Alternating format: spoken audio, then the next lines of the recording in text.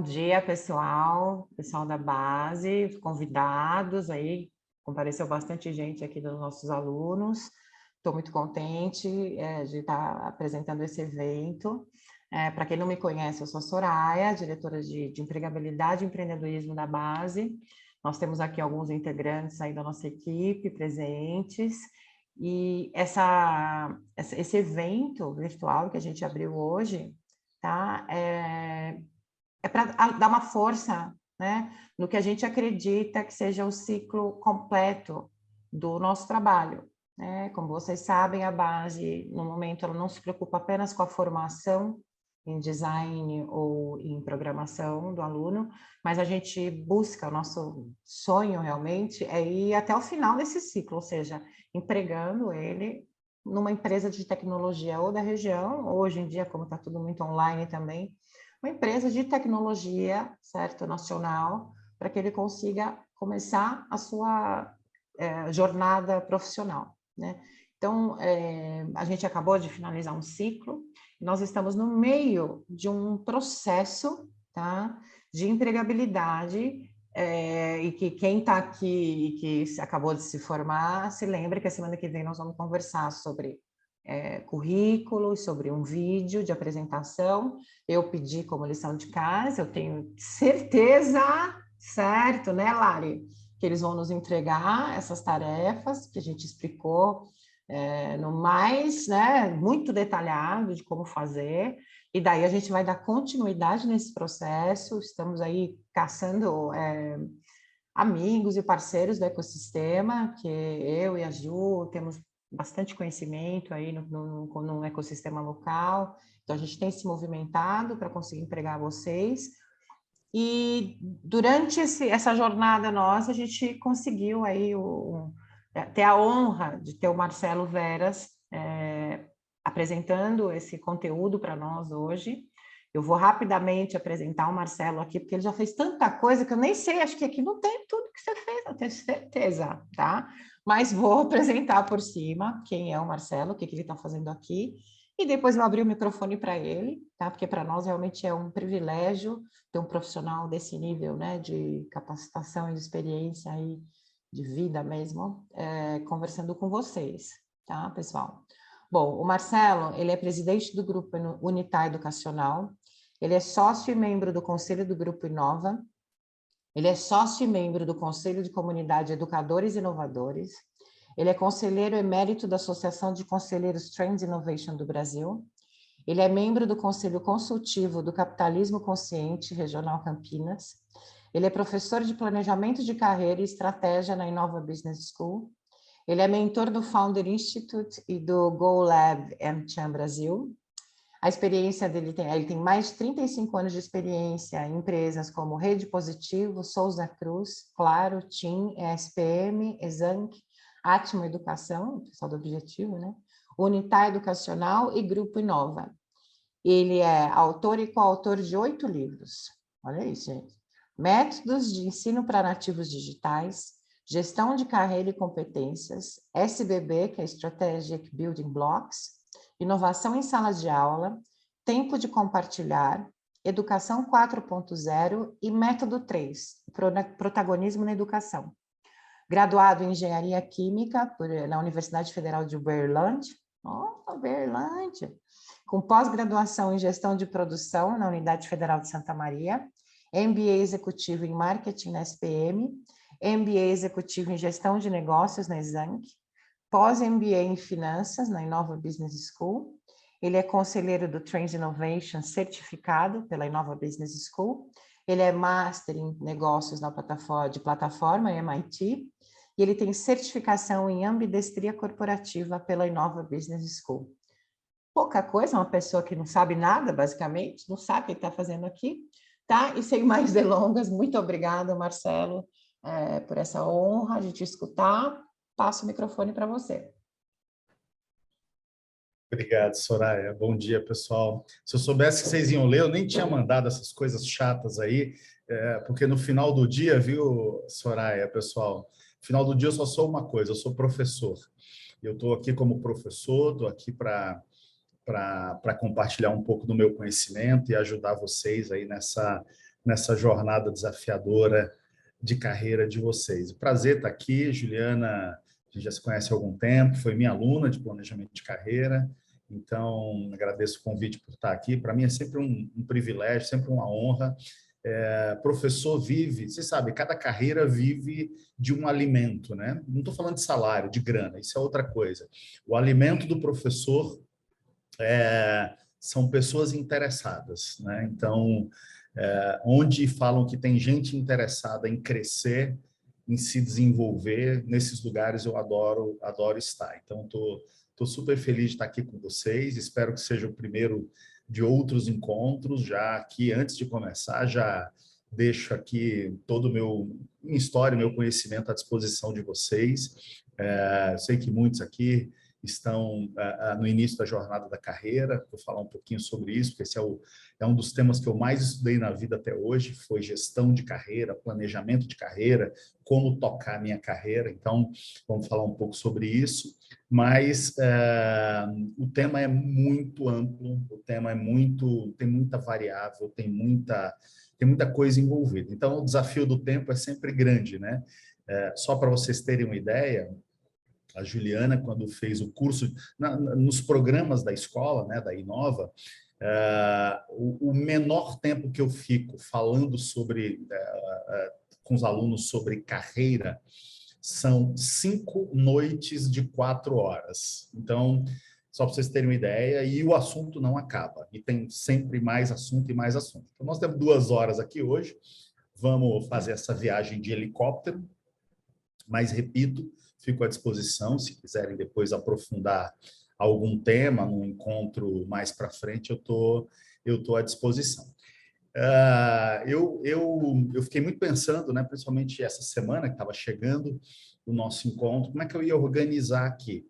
E não sabia quantos vinham, né? Então, a gente está aqui num pequeno comitê, tem algumas pessoas aqui. Então, como o grupo não está tão grande, eu vou me atrever aqui a fazer o que eu já tinha pensado em fazer. Eu não vou apresentar nada. Eu estou com um monte de coisa aberta aqui na tela, que na hora que eu precisar eu puxo, se eu quiser ilustrar melhor o que eu vou falar. Mas eu queria, nesse primeiro encontro nosso, né, eu queria que a gente batesse um papo, eu queria que a gente conversasse. Queria abrir bastante espaço para que vocês pudessem me perguntar, porque, repito, se deixar aqui, eu invado à tarde, ninguém almoça, 2 da tarde, está todo mundo morrendo de fome e eu não parei de falar aqui. Então, eu queria que vocês me interrompessem, eu queria que vocês me perguntassem, porque eu acho que assim fica mais legal. Quem quiser ligar a câmera, eu fico super feliz quando eu vejo os rostinhos na tela, isso me anima mais. Então, quem quiser ligar a câmera, está super bem-vindo. Quem não quiser também, fique à vontade. Eu vou deixar o chat também aqui do meu ladinho.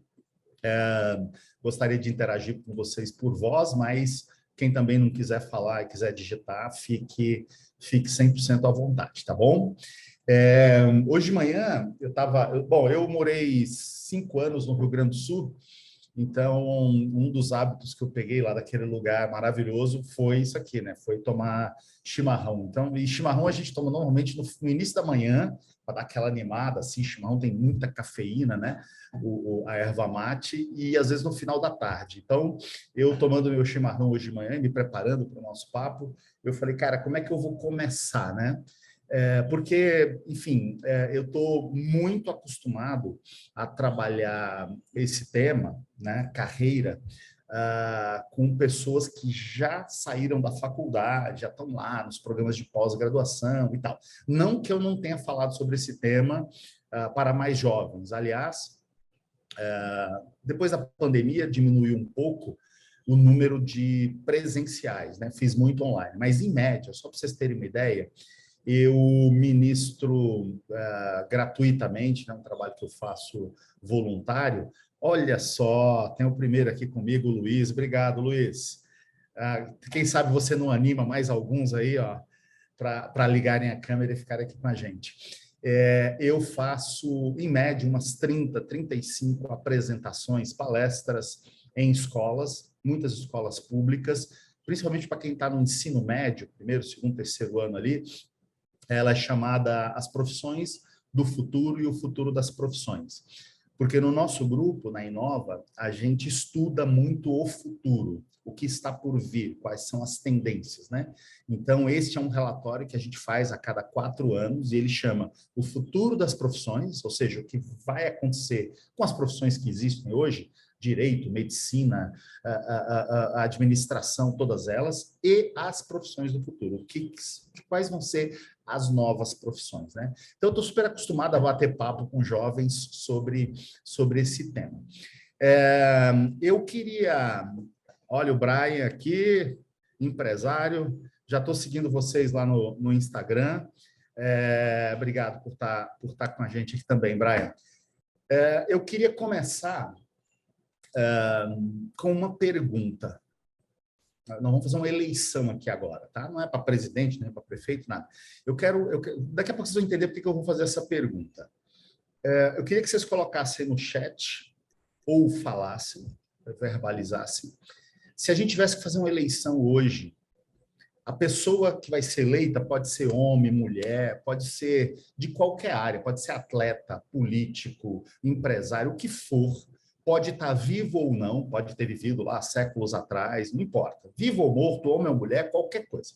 Se a gente tivesse que eleger a pessoa mais inteligente do mundo até hoje, na história da humanidade, uma pessoa, está sendo feita a eleição da pessoa mais inteligente do mundo. Em quem vocês votariam? 10 segundos aí para todo mundo votar. Pode escrever no chat ou falar. Luiz, minha mãe. Muito boa. Pessoa mais inteligente do mundo. Vamos lá. Temos um voto aqui para a mãe do Luiz. Quem mais? Você também, tá? Soraya, Larissa, Juliana. Oi, quem falou? Eu acho que o Einstein. Einstein.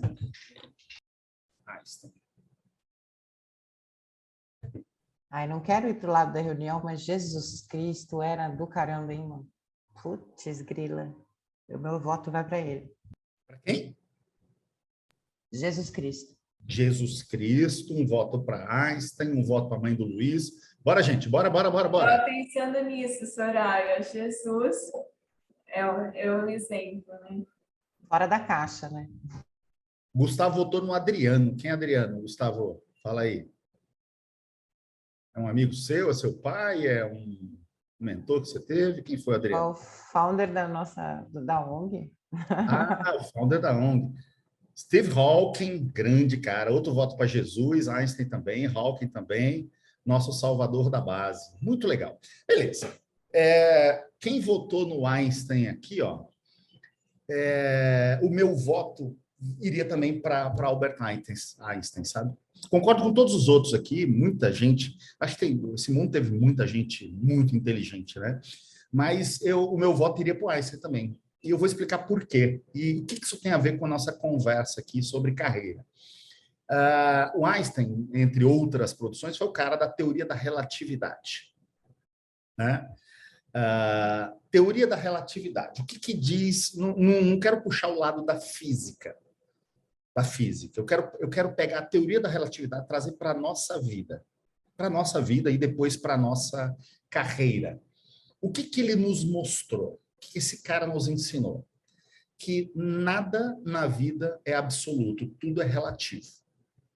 Essa foi a maior aula que eu já tive na vida. Esse foi o maior aprendizado que eu tive em toda a minha vida. Daqui a pouco eu vou contar um pouco da minha história também.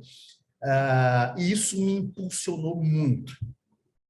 Isso me fez romper muitas barreiras. Isso me fez vencer grandes batalhas, grandes desafios na minha carreira, quando eu entendi que nada é absoluto, nada é relativo.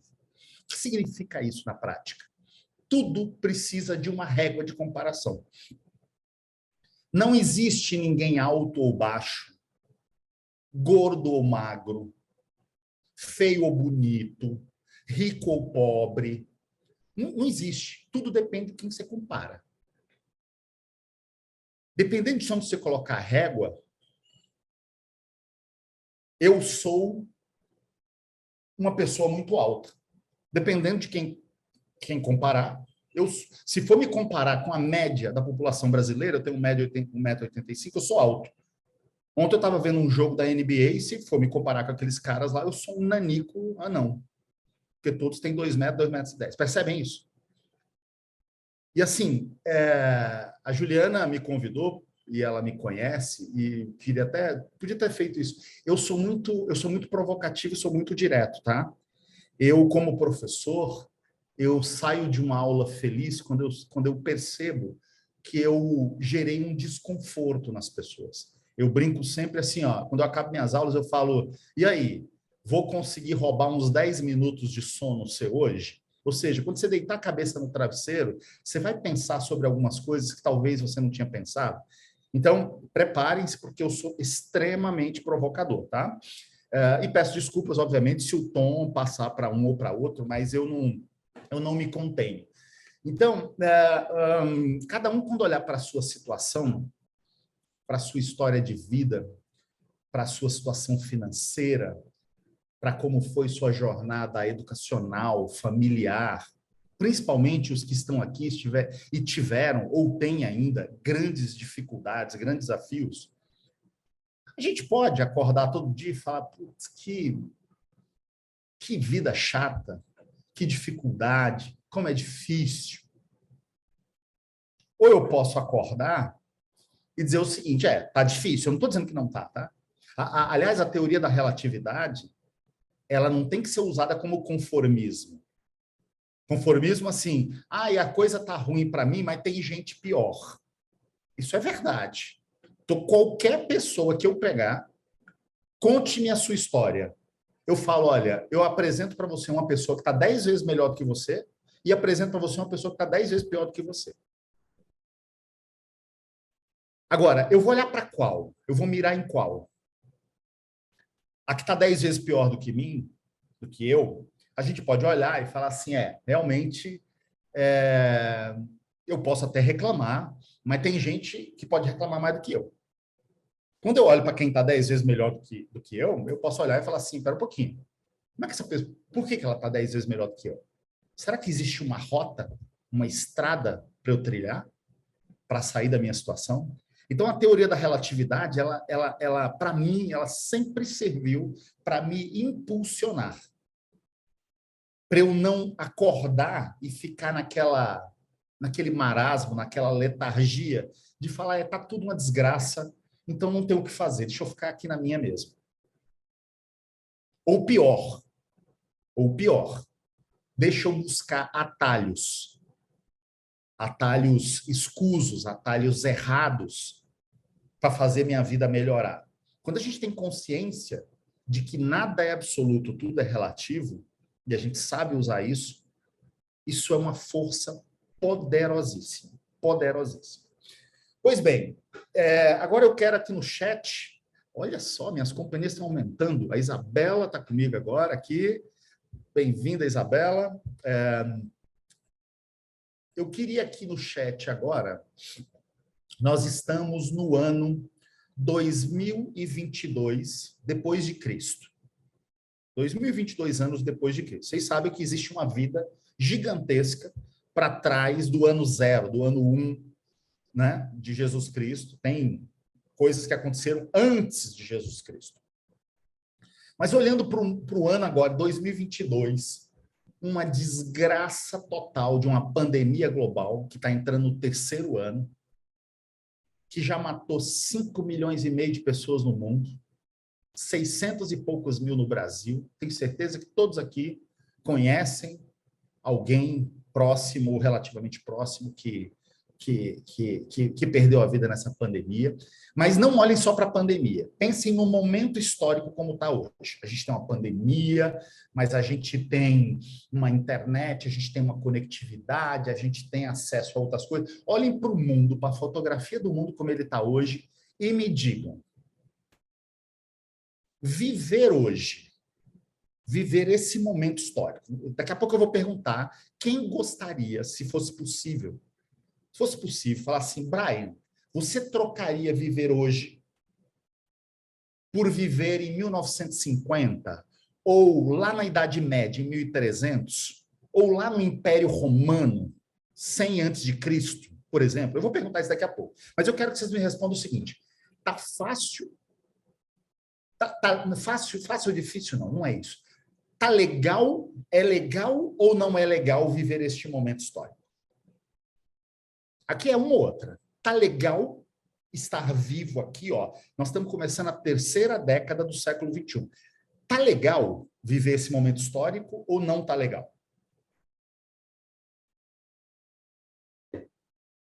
Fala aí quem tá com a câmera ligada. Isabela, tá legal ou não tá legal viver esse momento histórico? Tá legal, não. Não tá legal. Brian, tá legal ou não? Ah, não tem meio termo? Não. Tá legal ou não tá legal? Ah, olha, eu acho. Tá legal por causa dos recursos tecnológicos e tal. Mas ainda tem o meio termo. Tá. Amanda tá falando que tá legal. Soraya tá dizendo que está melhor pelos recursos. Deixa eu ver quem mais aqui colocou alguma coisa no chat. Gustavo, acho que tá legal. Luiz, tá legal ou não tá legal? Não sei se você escreveu aqui no chat. Não tá legal viver hoje. Tá bom. Pois bem, vocês viram aí quando quando a Soraya estava falando de mim, que eu sou engenheiro, né? Fiz engenharia. Na engenharia, a gente estuda muita matemática, muita química, muita física, muito tudo. Mas uma das coisas que a gente aprende, talvez a maior lição que eu tirei do meu curso de engenharia, foi que para você resolver um problema, e agora eu estou falando para aqueles que acham que não está legal, tá? Para aqueles que acham que não está tão legal assim viver hoje. Para você conseguir resolver um problema, a metade da solução do problema está na compreensão profunda do problema em si. O que são os médicos, né? Quais são os melhores médicos? Depois que você descobre o que uma pessoa tem, mais ou menos todo mundo sabe o que fazer. O problema é descobrir rapidamente e precisamente. Isso é a essência do trabalho do médico, fazer um diagnóstico mais preciso e mais rápido possível. Para depois fazer o tratamento, a cirurgia, o remédio, seja lá o que for. Na engenharia e na vida é a mesma coisa, tá? Então, para a gente falar se a vida está legal ou se a vida não está legal, a gente precisa ter alguns indicadores.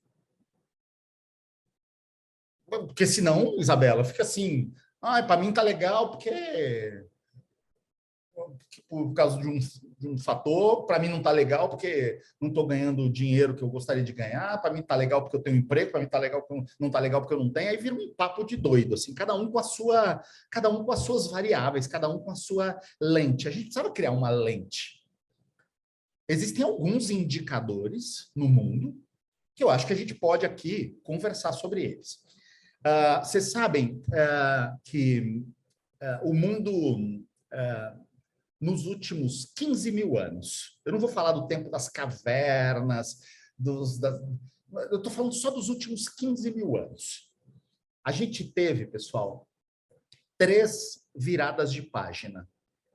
O que eu chamo de virada de página na história da humanidade? Tá? Não é... a Amanda está colocando umas coisas interessantes aqui. Estimativa de vida. Vamos falar disso daqui a pouco, tá, Amanda? Tem fenômenos que acontecem na história da humanidade que eles são marcantes. Marcantes.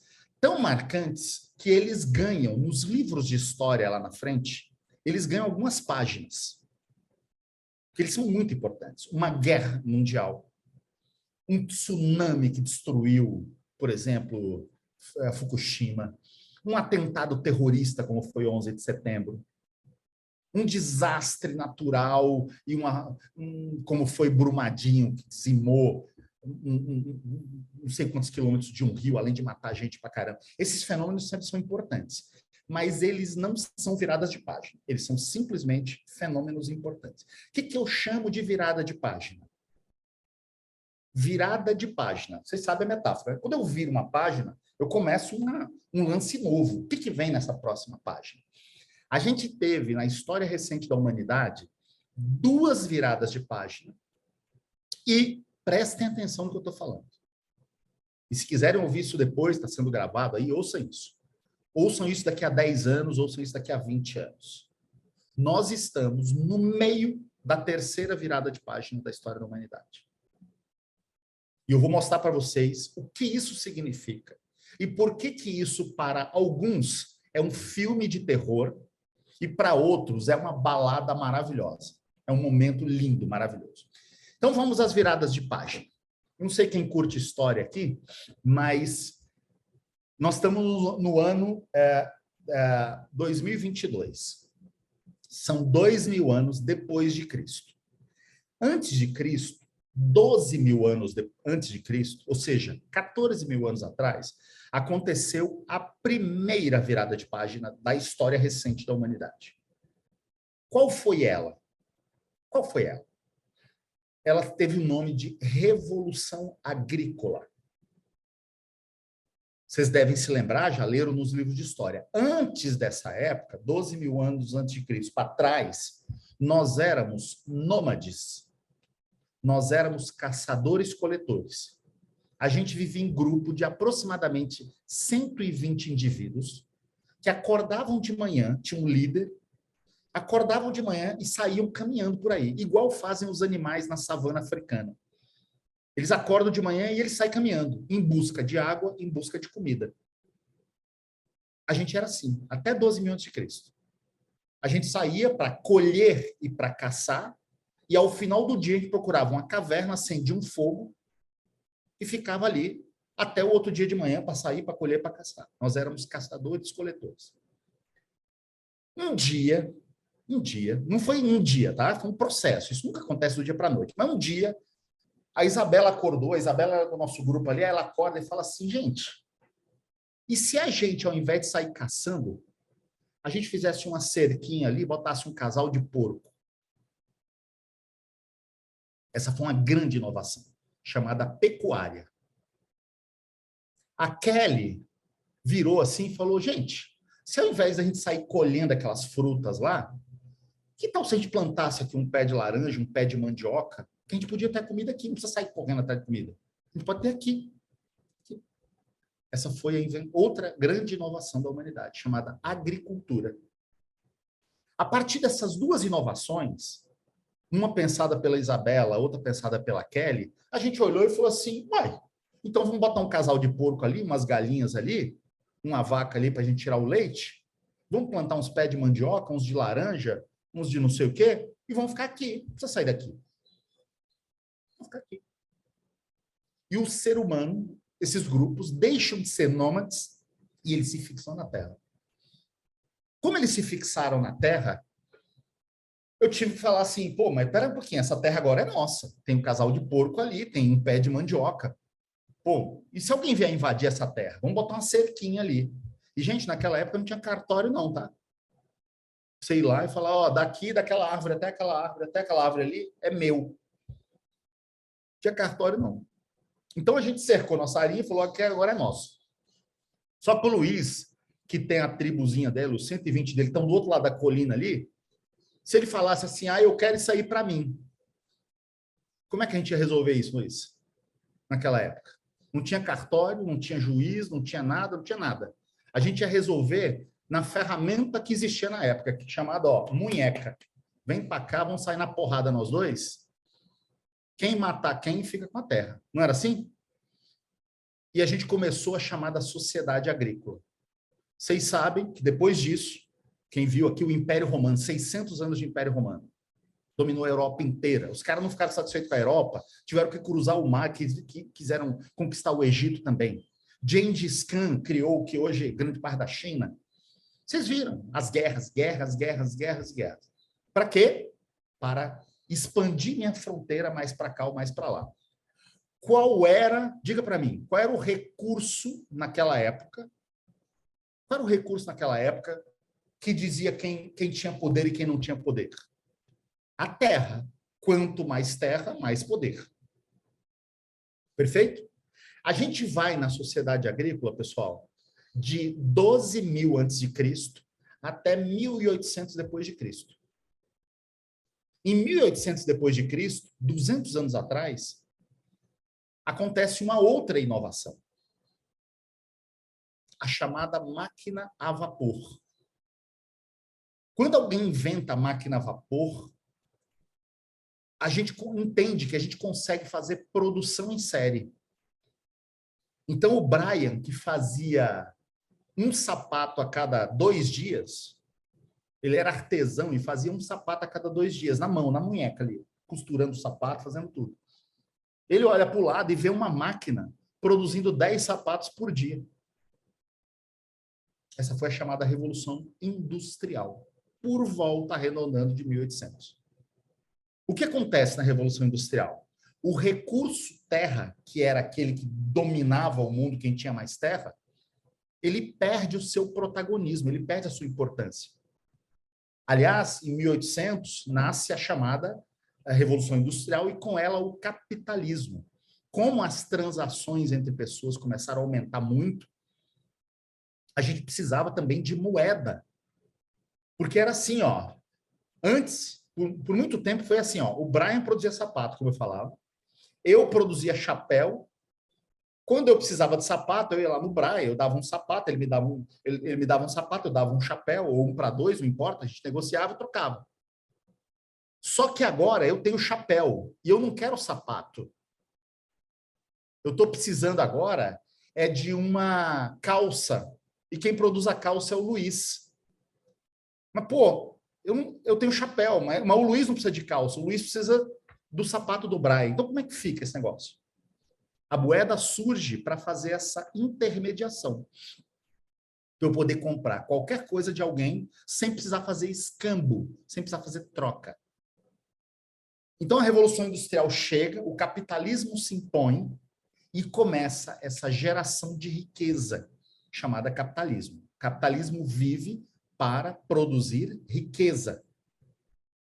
Produzir riqueza. Pois bem, alguém tinha falado aqui, ó, ainda está no chat aqui, o que a Amanda Cristine colocou. Vocês sabem, do ano de 1800 para trás, 1800, estou falando de 220 anos atrás, tá?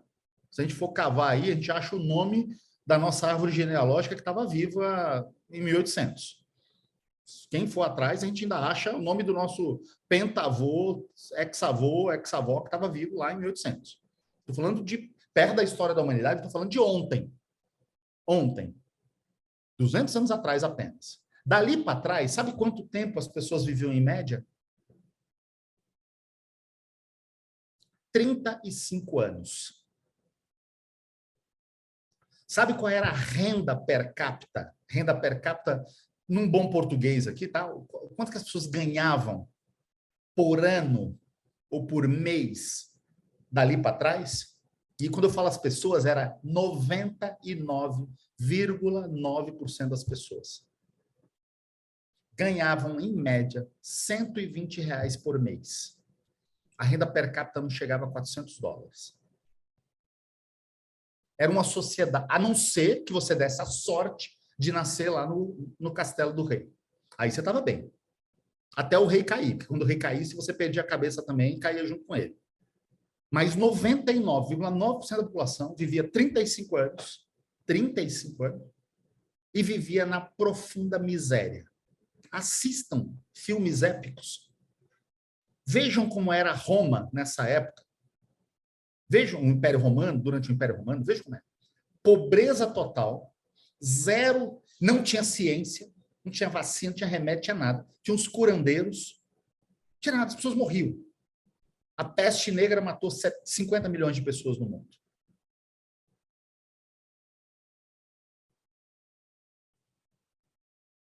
Então, e não tinha vacina. Foi morrendo todo mundo. Morreu todo mundo. Depois o negócio acabou, mas assim, 50 milhões de pessoas tinham morrido. Cidade como Veneza, na Itália, 75% da população, 7 em cada 10 habitantes morreram durante a peste negra. Pois bem, aí eu pergunto, tá? Isabela, te provocando aqui. Você trocaria viver hoje por viver no ano de 1300? Não, e pelo principal fato de ser mulher e pessoa LGBT. Isabela, eu vou te falar uma coisa. Você, mulher e LGBT naquela época, quantos anos você tem? Eu tenho 20. 20. Você não estaria mais nem perto de estar viva hoje. seria muito provável que quando você aparecesse com esse piercing que você está usando aí, se você colocasse um piercing desse naquela época, você ia ser queimada viva em praça pública, acusada de bruxaria. Você ia ser deserdada, provavelmente, pelos seus pais. E você ia... Mas não tem o menor perigo de você chegar aos 20 anos naquela época. Pois bem, chega o ano de 1800. Começou a Revolução Industrial, começou o capitalismo, começaram a surgir as empresas. 100 anos depois, em 1900, tá? Agora eu estou falando de 120 anos atrás, em 1900. No ano de 1900. Sabe qual era a expectativa de vida e a renda média? Ainda era 36 anos, subiu um ano. E a renda subiu um pouquinho, mas quase nada. Alguns países começaram a se desenvolver. Quem mais se... Aliás, vocês lembram que quem mandava no mundo era quem tinha mais terra? Quem tiver curiosidade, pegue hoje os países, os países mais ricos do mundo, e peguem suas áreas geográficas. Vocês não vão ver correlação. O Japão, que é um dos países mais ricos do mundo, é pequenininho. O Brasil é muito maior do que o Japão. Nigéria é muito maior. Dos 200 países do mundo, deve ter uns 150 maiores que o Japão. Isso mostra que ter terra, depois que a Revolução Industrial chegou, deixou de ser um recurso de poder. O recurso de poder passou a ser o quê? A industrialização, o capital. Os países que mais se industrializaram. Olha, por favor, antes que alguém fale alguma coisa aí, deixa eu só colocar um ponto. Produzir riqueza. Tem algo de errado nisso? Queremos produzir riqueza. Tem algo de errado nisso? Na minha visão, não tem. O problema é o que é feito com essa riqueza. Isso nós vamos abrir um capítulo à parte. Hoje nós temos um problema gigantesco. Muita riqueza foi produzida, mas ela está na mão de poucos. Mas ela foi produzida. O ato de produzir riqueza por si só não é um crime, não é nada. O problema é como isso foi parar. Existem países no mundo, diferente do nosso, que conseguiram pegar essa riqueza e fazer com que grande parte da população viva bem. Não é o nosso caso e não é o caso da maioria dos países em desenvolvimento. Riqueza muito concentrada, muita gente, pouca gente muito rica e muita gente muito pobre. Mas isso é outra conversa. O fato é, foi produzida riqueza. Essa riqueza se foi aplicada basicamente em ciência. Senhores, vacina, remédio, antibiótico, antigripal, cirurgia. 7 órgãos do corpo humano hoje, quando uma pessoa morre, podem ser usados para salvar a vida de uma pessoa. 7 órgãos. Isso é ciência. Nós já fomos à Lua, nós temos GPS, nós temos vacinas. Cada um de nós aqui tem essa discussão temática aí sobre vacina ou não vacina, não vou nem entrar nessa seara, mas cada um aqui provavelmente já tomou entre 10 e 15 vacinas. Até hoje. E aí o que aconteceu com isso? Em 1900, a gente estava ainda numa evolução, mas não tinha andado muito. 36 anos de expectativa de vida e a renda ainda era complicada. Sabe qual é a expectativa de vida hoje? A média mundial é de 76 anos. Aqui no Brasil, nós estamos com 74 ou 75. Em alguns países, a média de expectativa de vida já bateu 85 anos. Nós temos 5 cidades no planeta que 90% das pessoas vivem mais do que 100 anos. A renda média, todo mundo sabe o que é a média. Eu posso ter a média entre 2 e 10, 2 mais 10, 12, dividido por 2, 6. A média é 6, mas tem um ganhando 10 e tem um ganhando 2. Estou falando só da média, não do desvio padrão, daquilo que a gente já falou aqui. Mas o fato é, isso aconteceu, a gente veio numa evolução gigantesca e o surgimento da computação, principalmente dos chips, e tem um negócio ali dentro dos chips chamado de transistor. O número de transistores dentro de um chip de computador foi aumentando. Aliás, nas minhas aulas de estratégia, isso tem até nome. São 3 leis. Leis de Moore, lei de Butter e lei de Cryder. A velocidade com que o processamento de dados aumenta. a transmissão de dados aumenta e o armazenamento de dados aumenta, isso nos trouxe ao século XXI. Passamos aí por 2 guerras mundiais, início do século XX e metade do século XX. Depois da Segunda Guerra Mundial, que foi uma tragédia completa, vocês estudaram isso na escola, o mundo se redesenhou. Surgiram organizações como ONU, Unesco, Unicef, por aí afora, entidades, Cruz Vermelha e tal. Ainda teve guerra da Segunda Guerra para cá? Teve guerra das Malvinas, teve a guerra do Iraque, tem aí uma ameaça de uma guerra aí entre a Rússia e a Ucrânia. Eu não estou dizendo que o mundo resolveu todos esses problemas. Mas, gente, o número de pessoas... Vocês sabem que, daquela época, em 12.000 a.C., até 1800 depois de Cristo, na Revolução Agrícola, 80% das mortes eram por guerra. Guerra é assim, eu tirei a vida da Juliana. Não foi ela que morreu porque teve uma doença ou porque tal. Eu vou lá e tiro a vida. 80% das vezes. Pelo motivo que for. Por briga de terra, por achar que a Isabela, por ter uma orientação sexual diferente dos outros, ela merece morrer. Era assim. Ainda acontece isso? Ah, acontece. Mas, de novo, o que Einstein nos mostrou? Isabela, tá ruim hoje. Tem coisa aqui que tá péssima. Eu concordo com você. Tem coisa hoje que tá... Desculpa o palavrão aqui. Tá difícil. Mas se a gente voltar 200, 300 anos e botar a régua lá, nós estamos no paraíso dos paraísos. Se a gente botar a régua onde a gente queria estar, nós estamos no inferno ainda. Mas a gente não pode perder, Isabela e pessoal, não podemos perder essa noção. O mundo está caminhando ou não está caminhando? O mundo está caminhando. No dia 29 de junho de 2007, aconteceu um fenômeno. Lembram que eu falei quais foram as 2 inovações que promoveram a primeira virada de página na história da humanidade? Agricultura e pecuária, lembram disso? Qual foi a inovação que produziu a segunda virada de página, a Revolução Industrial? A máquina a vapor, lembram disso? Sabe qual foi a inovação que produziu essa terceira virada de página na história da humanidade? Sabe qual foi? 29 de junho de 2007. Se essa inovação fosse uma pessoa, teria a idade da minha filha, 15 anos, 16 anos. No dia 29 de junho de 2007, o falecido Steve Jobs subiu no palco e apresentou para nós o primeiro smartphone, o iPhone 3. Já tinha celular naquela época, tá? Os tijolões da Motorola, aliás, Nokia e Motorola dominavam o mercado celular. Uma empresa que nem produzia celular apresentou ao mundo o primeiro smartphone. Que smart?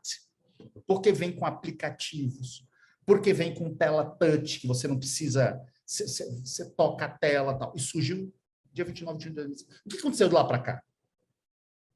O número de pessoas com cara desse na mão praticamente dobrava ano a ano.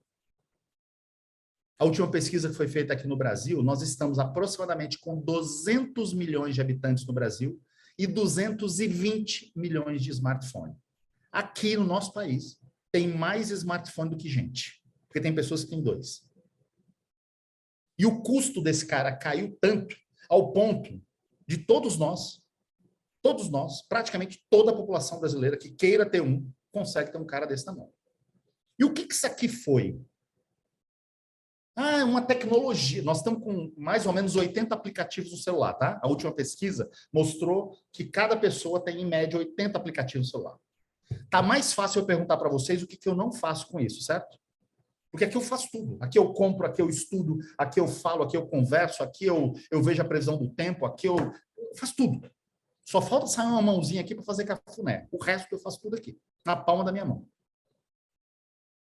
E o que isso aqui trouxe? Isabela, eu não sei se você já se perguntou. Eu estava discutindo esses dias com a minha esposa. Esse movimento de empoderamento das mulheres, esse movimento das pessoas assumirem suas posições, suas orientações sexuais, religiosas, políticas, das pessoas falarem, eu sou isso aqui, eu vou dizer para o mundo que eu sou isso. Isso surgiu da onde? Você acha que foi um negócio, assim, uma chavinha que alguém acordou de manhã e falou assim, pum, a partir de hoje, todo mundo que não seja o que a sociedade diz que é um ser humano normal, que antes era assim, qualquer coisa fora de uma família com homem, mulher e filho, ou você ter a orientação sexual era o anormal. E punido. E é até hoje ainda.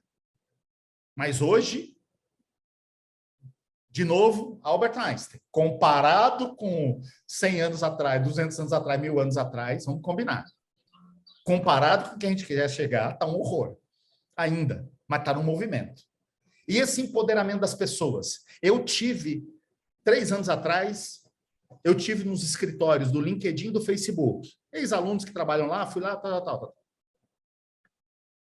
Tinha uma mesa, Isabela, de um cara que, uma mesa, todo mundo trabalhando junto, aquelas baias, todo mundo trabalhando junto, na mesa de uma pessoa, lá do teto, não sei como é que ele fez aquilo, que era um teto, um pé direito alto, lá do teto, descia uma bandeira e caía em cima da mesa dele, uma bandeira fininha, com um arco-íris, descia e caía. Quando eu comecei a trabalhar, 30 anos atrás, mas não tinha o menor perigo de alguém ter um negócio desse, encontrar um negócio desse no escritório. No LinkedIn, no Facebook, me contaram lá as pessoas. Eu tô brincando aqui com o que eu vou falar, tá? Mas eu acho assim, ó, é exagero o que eu vou falar, mas só para ficar didático. Se alguém cometer um deslize lá e roubar R$1.000 no LinkedIn, talvez seja perdoado. Mas se alguém cometer uma ofensa, um desrespeito a uma orientação religiosa ou sexual e tal, é demitido por justa causa. Imperdoável. Isso, eu convivo com várias empresas, eu estou em vários grupos. Isso eu vejo a cada dia que passa. Agora, Isabela, de onde veio esse movimento? Isso veio, eu digo que isso aqui, ó, esse negócio chamado smartphone, isso aqui é uma tecnologia. Mas mais, sob o ponto de vista social, o que é o smartphone? Para mim, foi a maior transferência de poder que já aconteceu na história da humanidade. Eu, Marcelo, não importa qual é a classe social a qual eu pertenço, não importa onde eu estou, se eu estou numa cidade de 13 milhões de habitantes, como São Paulo, onde eu estou agora, ou se eu estou no interior do Piauí, numa cidade com 100 habitantes, com um cara desse aqui na mão e um mínimo sinal de 3G, eu consigo ter voz, eu consigo falar para o mundo. 20 anos atrás, estou falando de longe não, 20 anos atrás, se o Whindersson Nunes quisesse virar uma celebridade, o que ele tinha que fazer? Eu vou contar para vocês o que ele tinha que fazer. Ele tinha que pegar um ônibus, um pau de arara, lá no interior do Piauí, ficar 3 dias no ônibus, juntado uma graninha, chegar numa grande cidade como Rio ou São Paulo, dormir debaixo da ponte 1 mês, de favor, comer mal, pedir para contar piada nos barzinhos da periferia e rezar todo dia para um dia no restaurante ou no bar onde ele estivesse trabalhando lá por meia dúzia de reais, aparecesse alguém e falasse assim, nossa, esse cara tem talento, deixa eu levar ele para um programa de auditório do Gugu ou do Faustão, ou seja lá o que for. Aí quando ele vai para o programa de auditório, ele vira uma celebridade. Isso podia levar de 6 meses a 3 anos, ou nunca acontecer, como com vários nunca aconteceu. Da casa dele, com o telefone celular na mão, ele conseguiu falar para o mundo. Não estou em questão aqui se o que ele tem a dizer é bom ou ruim. Estou dizendo o seguinte, percebem qual é o momento histórico que nós estamos vivendo? Já te passo a palavra, tá, Larissa? Só para concluir o raciocínio. O momento histórico que nós estamos vivendo, de novo, perto do que a gente gostaria, podemos abrir a boca e falar, tá uma porcaria. Perto do que já foi ontem, ele está num momento maravilhoso, incrível. Eu venho de uma família simples, muito simples. Quando eu estava na minha faculdade de engenharia, eu nunca tive aula de inglês, porque meus pais não tinham dinheiro para pagar. Nunca. Quando eu tinha a idade de vocês, se eu quisesse aprender inglês, eu tinha que ir para uma escola de inglês. Comprar apostila, pagar a mensalidade e ir para uma escola de inglês. Com 17 anos, quando eu entrei na faculdade de engenharia química, eu sabia que inglês ia ser importante para mim. E eu não falava uma palavra em inglês. Sabe o que eu fiz? Eu sabia que isso era importante. Eu fui lá, eu estudei na Universidade Federal de Uberlândia, e lá tinha um curso de línguas, português e inglês. E tinha disciplinas, inglês 1, 2, 3, 4, 5, 6. 6 semestres. E eu fui para lá e fui descobrir que em todas as turmas eles reservavam 2 cadeiras para alunos convidados de outros cursos, da medicina, da engenharia e tal. Então eu podia pegar uma cadeira daquela. Só que para pegar uma porcaria de uma cadeira daquela, eu tinha que madrugar cada início de semestre e fazer uma entrevista para ver se eu ganhava uma das 2 daquela cadeira. Eu tentei 3 semestres sem sucesso. No 4º semestre, eu consegui uma cadeira daquela. E eu fazia minha faculdade de engenharia de manhã e à tarde, e à noite eu ia para lá, uma vez por semana, para fazer inglês 1, inglês 2, inglês 3. Meu inglês é tosco até hoje, porque eu aprendi velho, eu aprendi tarde. Mas eu aprendi. Quem quer aprender inglês hoje? Comparado com o que eu tive que fazer 35 anos atrás para aprender inglês. Percebem o que eu estou chamando de relatividade? Eu tenho mais para falar, mas eu fui indelicado aqui com a Larissa, que levantou. Ela já até desistiu. Falou, essa matraca não para de falar. Eu até desisti. Não desisti, não. Mas eu abaixei para não ficar aparecendo. Eu acho que trazer só provocações, né, Marcelo? Acho que é inegável quantas tecnologias, quantos recursos que a gente foi construindo enquanto humanidade, no nosso patrimônio enquanto humanidade, no decorrer dos anos, trazem muita qualidade de vida. Acho que a questão é justamente para quem, né? Então, a gente reconhece, claro, né? Fala a gente assim, enquanto humanidade que teve um aumento na expectativa de vida de algumas pessoas. Eu acho que essa é a diferença. E se a gente olhar para hoje, ainda a expectativa de vida de pessoas trans, por exemplo, é 35 anos. Então, a gente está em 2022 ou a gente está, né?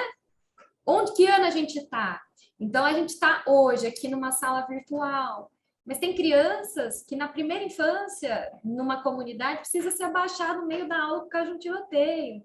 Então, eu acho que a questão, ainda nós mulheres não podemos andar sozinhas nas ruas. Ainda existe um extermínio de jovens negros só por serem negros. Então, eu acho que a questão, a gente ainda não vê nas empresas CEOs ou grandes chefes que são mulheres, que são LGBTs.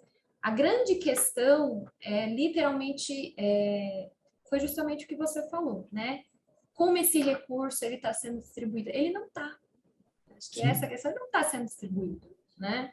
E além de não estar sendo distribuído, ele está prejudicando a vida de outras pessoas. Então, por exemplo, eu vou te falar da minha perspectiva. Pandemia, tudo parou. Teve serviços, instituições públicas que pararam de atender presencialmente, em cima desse pressuposto. Todo mundo tem um smartphone, mas na verdade não. Né? Não basta só ter o smartphone, você tem que ter o domínio dele e a internet para. Então, teve uma série de pessoas que pararam de acessar serviços essenciais por causa de uma elitização dos recursos. Então, agora só vai acessar o INSS quem tem um celular para entrar no aplicativo, fazer um reconhecimento de selfie e poder fazer seu pedido. Então, teve uma série de pessoas que não conseguiam fazer a prova de vida, por exemplo.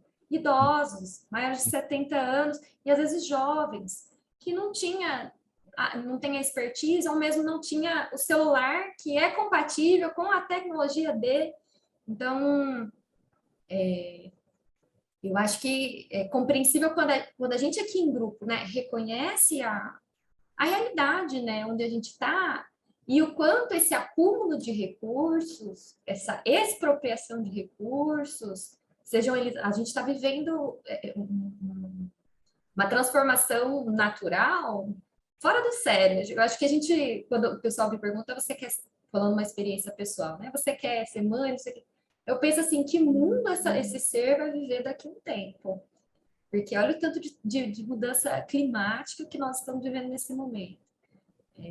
Então, é justamente essa provocação ainda, né?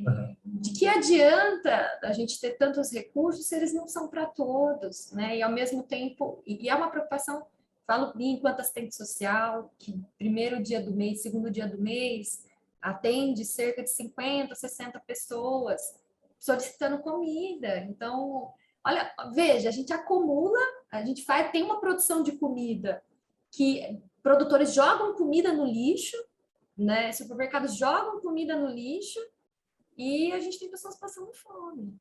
Então, a conta não bate, né? É para quem esses recursos? Então, vou trazer um pouco essa provocação também, né? Para a gente qualificar e cada vez mais esse nosso encontro. Larissa, você está certíssima e eu já falei 3 vezes aqui. Se a gente colocar régua no que a gente acha que seria o mundo ideal, nós estamos lascados, nós estamos no fim da picada. Se a gente olhar para trás, coisas que você citou aqui, como prova de vida, a sua carreira, assistente social, quantos anos essa carreira existe? O que eu quero dizer é o seguinte, olha, tem 2 formas da gente encarar, e isso vai determinar, só para não falar assim, pô, estamos falando sobre carreira ou não estamos? Estamos sim. A lente que você colocar e a forma como essa sua lente enxergar o mundo vai te fazer acordar de manhã e falar, tá tudo lascado, não tem nada para fazer, deixa eu ficar quieto aqui, porque é daqui para pior. Ou vai te fazer acordar e falar assim, espera um pouquinho, eu vou fazer alguma coisa, eu vou me movimentar. Eu quero dizer para vocês, a lente que eu sempre coloquei, e eu não nasci em berço esplêndido, eu passei perrengues, muitos perrengues, mas quando eu entendi, primeiro, que o mundo está em movimento, não na velocidade, Larissa, não na intensidade que a gente gostaria. Mas nós estamos falando hoje que a expectativa de vida de trans no Brasil é 35 anos, isso é horrível. Mas o ponto aqui é, quanto era 100 anos atrás, quanto era 200 anos atrás? É essa perspectiva que eu quero colocar. Não de comodismo, de falar, ai, já foi pior, então tá bom. Não, não tá bom. Não tá bom. Tá péssimo. Muitas coisas estão horríveis. E eu não estou dizendo aqui que tá bom. O que eu estou dizendo é o seguinte, o que eu vou fazer com a minha carreira? Se eu enxergo um movimento, um surfista, quando ele enxerga que tem um movimento, que tem uma onda, o que ele faz? Ele rema na direção da onda para pegar o movimento. Se ele não acredita que tem movimento, ele fica lá 2 horas e não pega uma onda. É isso que eu estou falando. E assim, os fatos são esses. Eu queria estudar inglês. Eu passei o perrengue que eu passei. Hoje, quem acordar e falar assim, eu quero aprender uma língua nova, e tiver vontade, disciplina, esforço, está muito mais fácil do que era 10, 20, 30 anos atrás. Vocês passaram por uma formação aqui agora, de temas importantes. Vocês sabem qual é a deficiência de mão de obra de tecnologia hoje, de programação, de design, de tudo? São 40 mil vagas abertas. Eu tenho muitos alunos na escola que são presidentes de empresa. Tem um deles, Ricardo Neves, da NTT Data, ele está com 900 vagas abertas lá, de tecnologia. Quem falar que sabe programar minimamente e tal, está com emprego lá. E várias outras. Nós temos na Inova, estamos criando agora a nossa escola de tecnologia, tem empresa que vai querer patrocinar a turma para contratar todo mundo. A diretora de RH da CIT, que é uma empresa de Campinas, bem forte aí, de tecnologia, tal, bem forte, a Lilian, que foi nossa aluna, acabou de descobrir, ela me contava agora num evento em novembro, porque é o seguinte, o Brasil está perdendo mão de obra para fora nessa área de tecnologia, né, de programação e tal. E ela foi descobrir, olha só que louco, ela foi descobrir no Paquistão, uma cidade que tem uma escola de formação de desenvolvedores de software bem forte, e eles contrataram paquistaneses. Estão lá, como é que vai trabalhar com esse pessoal, porque eles trabalham, o fim de semana deles é sexta e sábado. Eles trabalham de domingo a quinta, pela religião deles e tal, tem alguma coisa. Então, o que eu quero dizer é o seguinte, ó, nós estamos, vamos fazer a síntese, porque eu quero abrir para perguntas, né? Já gastamos 1 hora aqui do nosso tempo. Nós estamos, então teve uma virada de página com a Revolução Agrícola, tem uma virada de página com a Revolução Industrial e tem uma virada de página em curso agora. Sabe o que vai acontecer nessa década?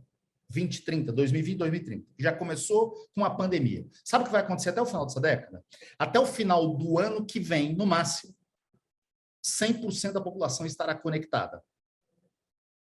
Se vocês pegarem o Google Earth, o aplicativo Google Earth, e navegarem por cima da floresta amazônica, vocês vão ver umas bolinhas azuis. Aquilo ali são testes de balões de hidrogênio levando internet. Em breve, nós teremos internet no deserto do Saara. Larissa, na pandemia, nas minhas aulas, eu gosto de citar esses exemplos. É muito difícil para algumas pessoas, e foi muito difícil para algumas pessoas encarar essa dificuldade, principalmente durante a pandemia. Porém, Larissa e pessoal, eu tenho 2 coisas a fazer quando eu tenho um baita de um desafio na minha frente. Eu tenho 2 coisas a fazer. Uma é falar, cara, não tem solução. E não tentar. A outra é falar, eu vou tentar. Eu uso isso em aulas. A história de um senhorzinho de 92 anos que estava fazendo faculdade e com a ajuda do neto lá em casa para conseguir assistir a aula online. Tem a foto, circulou pela internet, procurem, de um menino que conseguiu um computador emprestado e ele sentava no sol, na frente de um açougue, com um Wi-Fi emprestado do açougue para assistir a aula online. Outro, no Pará, que subia numa árvore com celular, porque só lá em cima da árvore chegava o sinal de 3G para ele conseguir assistir a aula dele. Larissa, isso é horrível olhar para um negócio desse num país tão rico como o nosso. Eu me sinto mal. E eu não estou negando isso, sabe, Larissa? Eu não estou dizendo que... O que eu estou dizendo é o seguinte, ó. É péssimo. Mas a gente tem 2 tipos de postura quando a gente encara um desafio. É achar, não dá, ou deixa eu tentar encontrar uma forma. É sobre isso que nós estamos falando. E hoje, na sociedade como a gente está, com conectividade, existem tendências, eu posso dar relatórios para vocês, essa tendência chamada compaixão, compartilhamento, é uma das tendências mais fortes para essa década, pessoal. A disposição a ajudar, nunca antes na história da humanidade foi tão grande. De novo, por favor, para não ser mal interpretado. Não na intensidade que a gente gostaria, não na velocidade que a gente gostaria. Mas se a gente comparar com 1 década atrás, 2 décadas atrás, 100 anos atrás, 200 anos atrás, nunca antes na história da humanidade as pessoas estiveram tão dispostas a ajudar. De um Bill Gates, que já doou 80% da sua fortuna, a pessoas que doam R$30 por mês para o Médicos Sem Fronteiras, ou pessoas que fazem trabalhos sociais. Essa explosão de ONGs no Brasil é recente. Trabalhos maravilhosos, pessoas maravilhosas, doando seu tempo, às vezes doando seu dinheiro para fazer coisas. Agora, a minha pergunta é, vocês que estão começando a carreira, já encontraram diversas muralhas da China em suas frentes? E digo mais, vão encontrar outras. A minha pergunta é, qual vai ser a sua postura? Essa é a minha provocação. E o que eu digo para vocês, com muita convicção, é: não existe na história da humanidade, recente, esses últimos 14 mil anos, não existe um momento melhor para protagonismo. Brian, o custo de transmissão de dados, de armazenamento de dados, de tudo, caiu tanto que permitiu que novos negócios fossem criados com pouco dinheiro. Cara, Eu, com a tua idade, fala quantos anos você tem. Eu, com a tua idade, mesmo se eu quisesse tivesse o conhecimento, eu não teria uma agência como vocês criaram. Não tinha condições de fazer isso. Eu não tinha acesso, não tinha nem computador. Eu, quando resolvi trabalhar e resolvi dar aula particulares, eu fazia minha propaganda numa cartolina. Ia nas escolas, colava no mural e voltava para casa e ficava esperando o telefone fixo tocar para eu conseguir meu primeiro aluno. Hoje você tem uma agência, você pode fazer uma publicidade na internet super barata. Já vi que você tem lá 1.000 e poucos seguidores no Instagram. De novo, podia ser melhor? Você podia ter mais oportunidades? Podia. Tudo podia ser melhor. Tudo podia ser mais rápido. Tudo podia ser diferente. Podia. Mas o que eu quero dizer para vocês é, não olhem para o cenário do mundo agora, eu estou querendo convencer aqueles que disseram que não está legal viver hoje, que pensem nisso e tentem mudar de ideia. Tá legal, tá desafiador, mas tá legal, porque hoje eu tenho a chance, a oportunidade, difícil às vezes cavar essa oportunidade, mas hoje ela existe, diferente de tempos atrás. Programas como esse, da base, procura um programa desse 20 anos atrás. Procura. Pergunta para o teu pai, Brian, se ele teve isso. Para o teu avô. Procurem histórias de gerações anteriores de vocês. De novo, não é para conformismo, é para olhar e falar, espera um pouquinho. Tem um outro jogo em andamento. E nesse outro jogo, se eu quiser e batalhar muito, não estou dizendo que é fácil, se eu quiser e batalhar muito, eu consigo crescer, eu consigo pegar uma estrada e avançar nela. E a carreira, eu estudo... Bom, agora eu estudo planejamento de carreira, eu estudo desde 2006. 16 para 17 anos que eu estudo esse negócio. Eu tenho, dos meus 8 livros, 4 são nessa área. Quem quiser, e todo o conteúdo que eu produzi até hoje, está gratuito, disponível no meu blog, marceloveras.com. Quem quiser, depois acesse. Lá tem, inclusive, uma ferramenta gratuita para você avaliar suas competências. Lá tem quase 500 artigos escritos. Quem for começar a ler, são pílulazinhas de uma página, está lá. Quando eu comecei a estudar carreira, planejamento de carreira, a minha dúvida... Isabela, eu falei, né, pô, eu sempre fui um profundo observador. Acho que por isso que eu fui para a engenharia, eu era observador.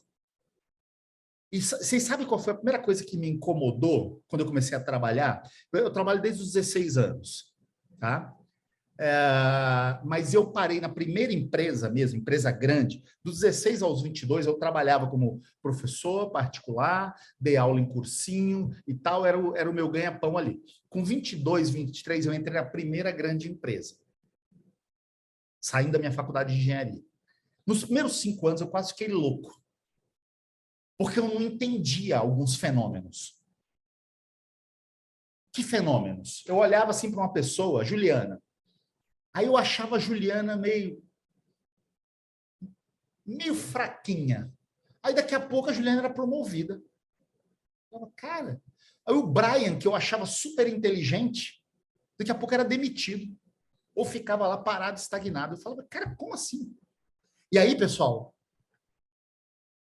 o meu incômodo só foi aumentando. Eu voltei, aí eu comecei a descobrir que algumas pessoas da minha faculdade que tiravam nota 10 em tudo, a carreira não estava decolando. Outros que passavam ali, às vezes, raspando numa matéria, a carreira decolava. Eu tive um colega na faculdade que, desde o primeiro ano da faculdade, ia de carro para a escola. Era filho de um grande diretor de uma grande empresa na cidade onde eu trabalhava. A carreira dele nunca decolou. E o cara tinha tudo. Tinha morado fora, tinha feito intercâmbio, falava inglês. Aliás, tirava sarro da minha cara quando eu ia para a fila 5 horas da manhã para tentar conseguir uma cadeira lá para aprender a falar inglês. Ele já falava inglês desde sempre, porque tinha estudado em boas escolas. A carreira desse cara está patinando até hoje. Não foi.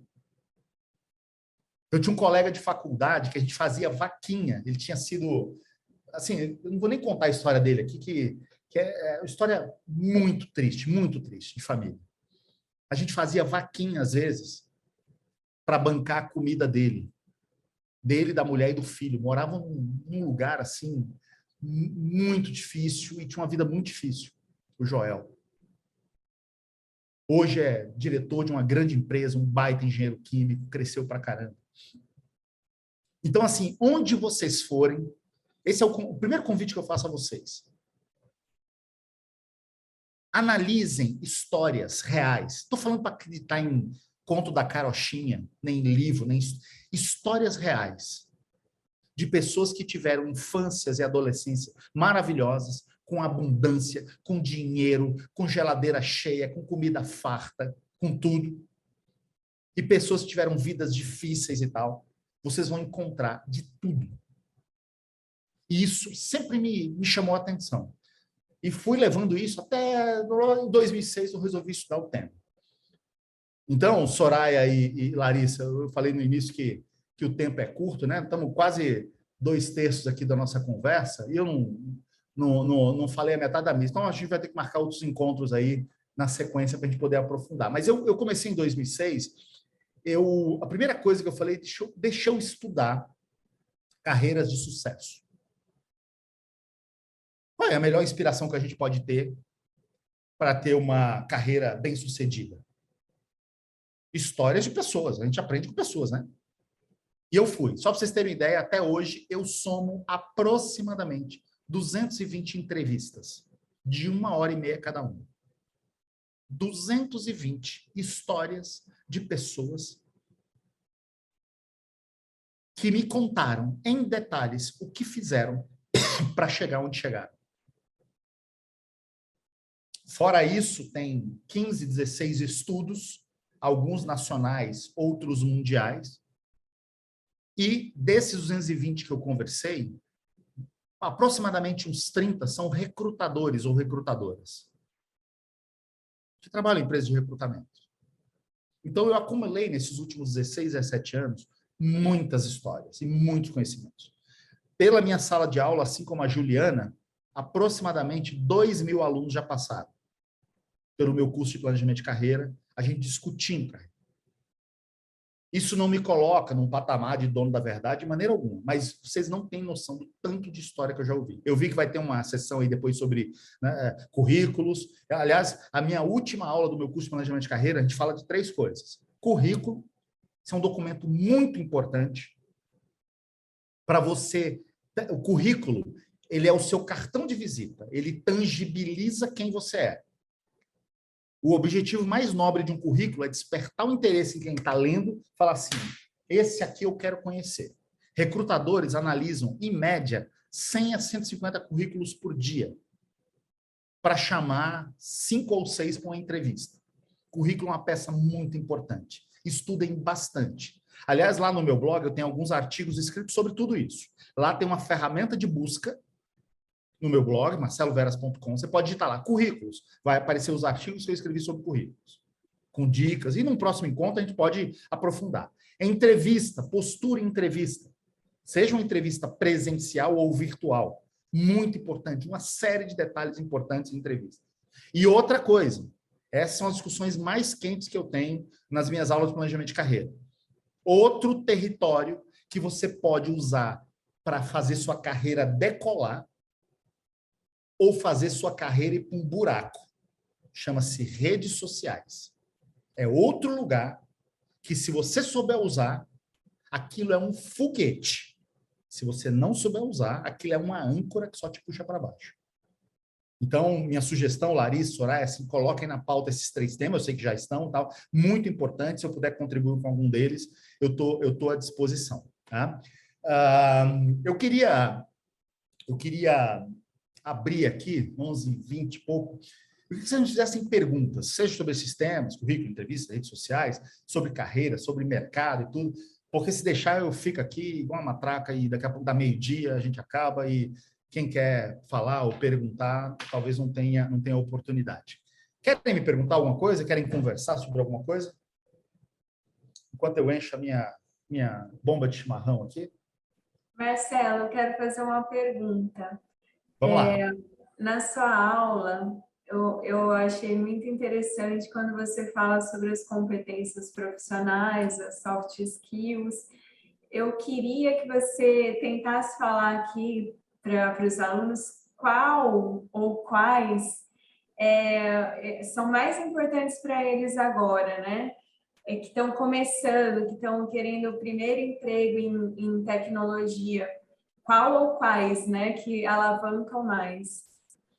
Tá legal. Ó, eu vou começar a colocar materiais para vocês aqui. Lembram que eu citei um relatório, que eu já fiz um monte de palestras sobre as profissões do futuro, os futuros das profissões e tal. Esse é um cara bem legal. Antes de eu responder a pergunta da Ju, eu coloquei aqui no chat, tá? Quem preferir assistir YouTube, quem preferir assistir do que ler, eu vou colocar aqui. Eu gravei essa palestra chamada As Profissões do Futuro. Aliás, ela está super bombando aqui, tem 50 e... Olha, já bateu 54 mil visualizações. Esse relatório que eu botei aqui no chat, ele está em forma de palestra nesse link do YouTube que eu estou colocando aqui também para vocês. Tá? A Juliana mencionou aqui as competências e tal. Eu sei que vocês trabalharam isso, vocês tiveram cursos aí sobre alguns conhecimentos, né, e tal. O que é uma competência? Competência é uma capacidade de fazer algo. Ah, e o Marcelo é competente na cozinha? Significa que ele é capaz de produzir alguma coisa boa ali na cozinha, um arroz, um feijão, uma lasanha. Ah, e o Marcelo é competente ao construir casas? Sim, significa que ele sabe fazer uma casa bem feita. Competência é uma capacidade. Cada competência, ela é composta por habilidades. Por exemplo, se eu falar para vocês que uma parede que está aqui atrás de mim, eu fiz essa parede, e eu perguntasse para vocês assim, vocês acham que eu sou competente em fazer parede? E se vocês estivessem aqui comigo, vocês iam lá atrás, iam passar a mão para ver se ela está lisinha, iam empurrar para ver se ela não cai, iam ver se ela está bem rebocada, se está bem pintada. Todas essas coisas que eu falei são as habilidades. Tá? O que eu fiz de 2006 para cá? Lembram? Nas minhas 200 e poucas entrevistas, eu chegava lá para o Brian lá, empresário de sucesso, ou diretor de uma empresa, gerente de uma empresa, e eu fazia a seguinte pergunta. Isso eu fiz para 220 pessoas. Brian, o que você fez para chegar onde você chegou? E calava a minha boca. As entrevistas eram assim. E ele começava a me contar a história dele.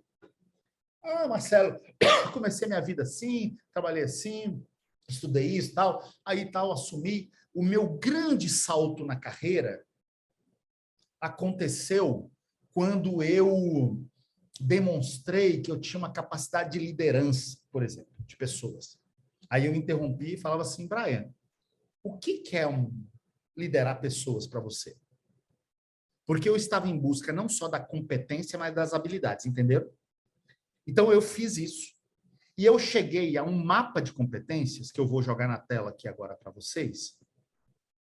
Deixa eu achar o arquivo certo, que eu vou contar para vocês um pouco dessa história, tá? Aqui o mapa de competências, tá? Vou começar por aqui. Esse material todo depois, tá? Quem quiser, eu compartilho e compartilho com o maior prazer. Estão comigo aqui numa telinha aqui de PowerPoint? Estão comigo? Dá para ver? Pode dar um joinha aqui para mim, Juliano? Tá aparecendo aqui? Tá, né? Legal. Aqui, pessoal, ó. Engraçado que tá... Bom, eu vou ficar nesse aqui, ó. Olhem só. O que eu descobri?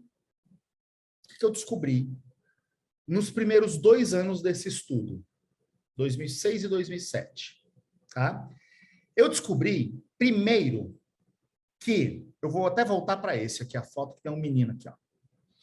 Primeira coisa que eu descobri é que uma carreira, vocês estão no início da carreira, a maioria está no início da carreira.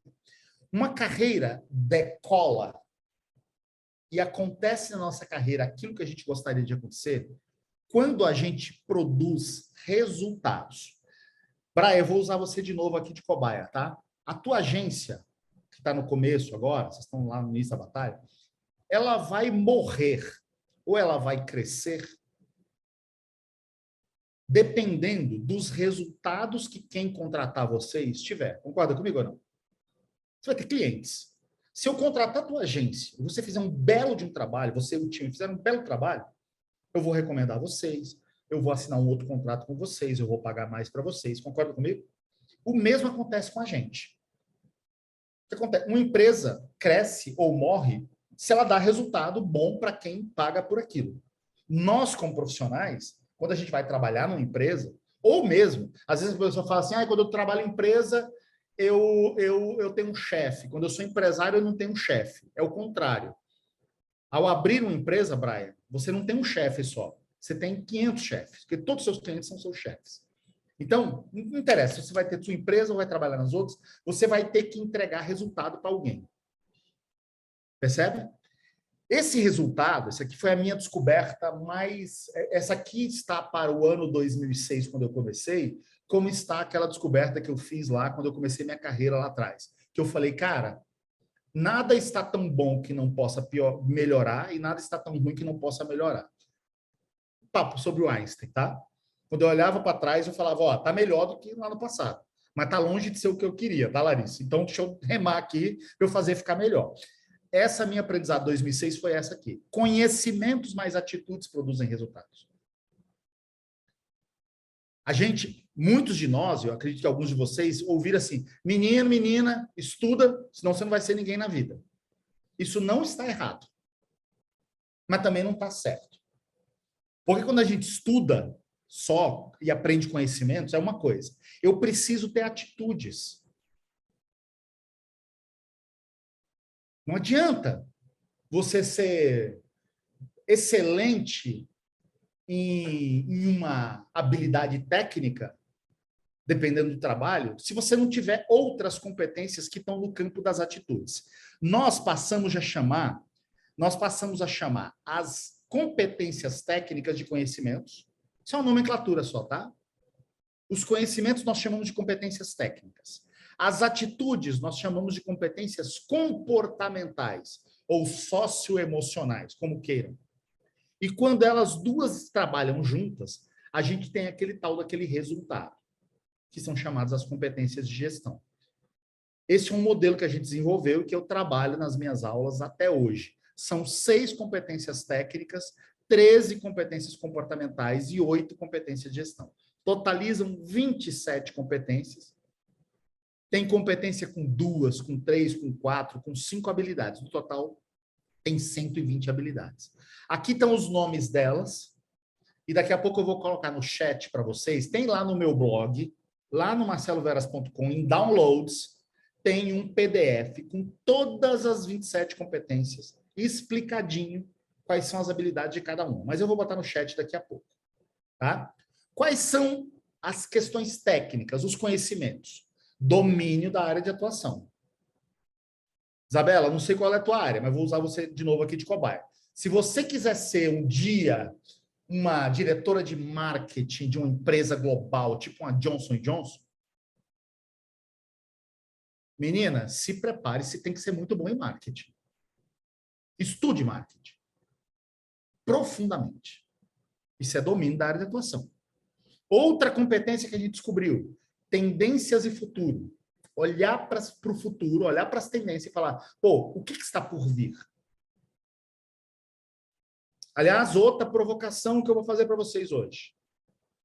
Façam uma conta todo dia, na hora de dormir, quanto tempo vocês dedicaram no dia olhando para trás, quanto tempo vocês dedicaram no dia olhando para o hoje e quanto tempo vocês dedicaram olhando para o futuro.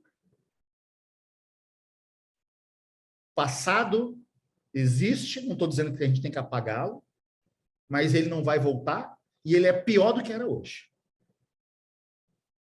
O presente, por mais desafiador que ele seja, é aqui onde eu posso agir. Mas a vida é no futuro. Você vai colher no futuro o que você plantar hoje. Então, olhe para o futuro. Comunicação, saber se comunicar bem. 3 raciocínios. Não vou ficar entrando em detalhe aqui, senão a gente eu repito, daqui a pouco vocês me matam aqui, porque isso aqui é assunto para conversa. Tem 3 raciocínios, analítico, crítico e lógico. Essas são as 6 competências técnicas. Olha o que eu descobri aqui, ó, 13 competências comportamentais. Eu tenho certeza aqui que a Juliana me fez essa pergunta, porque ela queria que eu tocasse nesse ponto aqui, ó. 13 competências comportamentais. Atitudes. Eu posso ser excelente. Isabela, se você for a maior conhecedora, ganhar todos os prêmios, a melhor profissional de marketing do mundo é a Isabela. Se você não tiver alguma dessas que estão do lado direito aqui, tua carreira vai ficar patinando. Por quê? Porque resultado se consegue com uma mais a outra. Não é uma ou a outra. Aliás, deixa eu dar um dado para vocês que eu mostro em sala de aula de uma pesquisa que a gente fez 3 anos atrás aqui no Brasil. Anotem essa.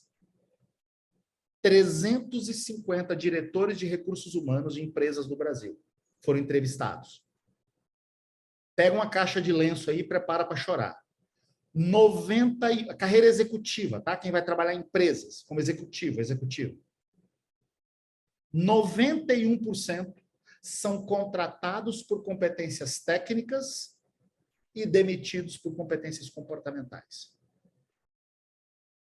Eu contrato a Larissa porque ela sabe resolver equações, sabe trabalhar com Excel, tem 2 MBAs, fala 3 línguas.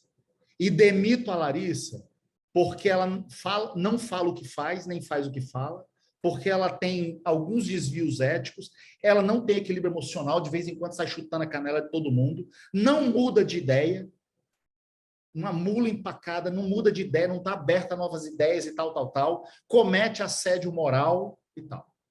Um excelente profissional tecnicamente, mas tem uma série de deficiências comportamentais. Percebem? Tá? Então, essa lista aqui de competências comportamentais, recomendo também para vocês darem uma olhada e respondendo aqui a pergunta da Juliana. Aliás, o primeiro recorte que eu fiz de competências foi em 2010. 4 anos depois que eu comecei o estudo, um grupo de empresários de Piracicaba, interior de São Paulo, me chamou para dizer o seguinte: Marcelo, nós estamos aqui com jovens que estão no começo da carreira.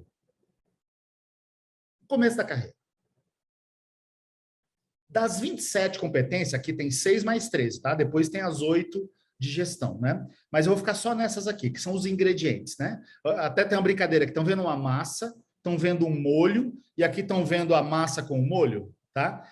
Os ingredientes são a massa e o molho. Podia ser um ou outro, tá? Mas enfim. Conhecimentos e atitudes.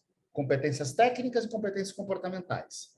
Eu fui chamado uma vez para dizer o seguinte: Marcelo, no início de carreira, qual seria a listinha mais poderosa? Que lógico, a Isabela está com 20 anos, não posso exigir dela todas essas 19 competências, ela não tem experiência ainda, não trabalhou muito e tal. Mas assim, no início da carreira, o que a Isabela tem que demonstrar para ela abrir portas e chegar numa empresa e realmente poder crescer rapidamente lá, né? E eu montei uma lista. Eu tenho aqui, ó, por exemplo, domínio da área de atuação. Isso aí é óbvio, tá? Isabela, se eu te contratar para trabalhar nas planilhas de Excel, tem que dominar aquele negócio. Se você for contratada para fazer revisões de texto no site da escola, não pode botar um post lá na rede social da escola com uma crase errada ou uma concordância errada. Você tem que dominar a sua área de atuação. Isso em qualquer lugar que você for. Percebe?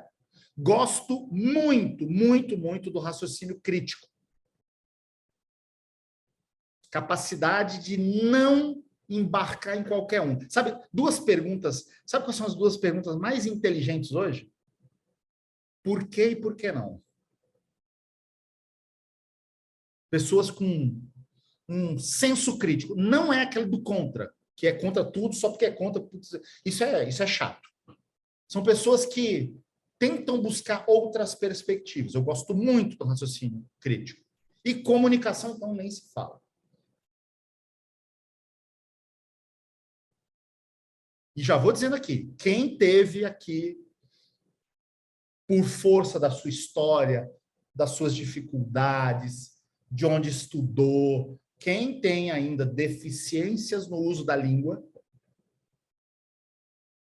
bota na agenda e corrige essas deficiências. Lembra que eu falei para vocês? Um recrutador pega em média de 100 a 150 currículos por dia para chamar 5 ou 6 para entrevista. Uma das primeiras coisas, dependendo do cargo, dependendo da empresa, primeira coisa que eu falo, esse aqui eu não quero chamar para entrevista, é erro de português no currículo. Inadmissível. Inadmissível erro de português no currículo. Num e-mail, seja lá o que for. Ai, professor, mas eu tive um professor que foi uma desgraça, minha escola não era boa. Não tem problema. Aliás, não sei se era na turma da Juliana, mas eu tive uma aluna numa turma minha de pós-graduação de MBA. Quando a gente estava discutindo isso aqui, quando a gente teve a aula sobre currículo, quando eu falei dessa competência. Juliana, de vez em quando, não sei se na sua turma teve, alguns abrem o coração ali, de uma forma até que causa surpresa, porque você está num ambiente desse, você assumiu uma deficiência sua, num ambiente onde tem outras pessoas, tem que ter coragem, né? E tinha uma aluna que ela falou assim, professor, eu tenho essa deficiência e tal, saiu dali e foi fazer aula particular de português, foi estudar, foi ler, foi fazer aula gratuita no YouTube para corrigir uma deficiência. Isso fecha portas. Tá? Aqui, ó, das 13 comportamentais, eu tenho uma delas, que para mim é a competência das competências. Recentemente, dando uma entrevista para a Rede Globo de Campinas, porque era época de final de ano, algumas pessoas são contratadas como temporárias. O que elas tinham que fazer para serem efetivadas? A minha entrevista era essa. E eu, toda vez, eu sou fã dessa competência. Se vocês quisessem sair daqui com um dever de casa da nossa manhã, além de refletir sobre essa conversa toda que a gente teve, se está legal ou não está legal, o que eu faço, o que eu não faço, é pegar essa competência aqui, chamada comprometimento e execução, e ler profundamente. Já vou botar o documento aqui. Ela tem 7 habilidades. Faz o que tem que fazer com qualidade, dentro do prazo.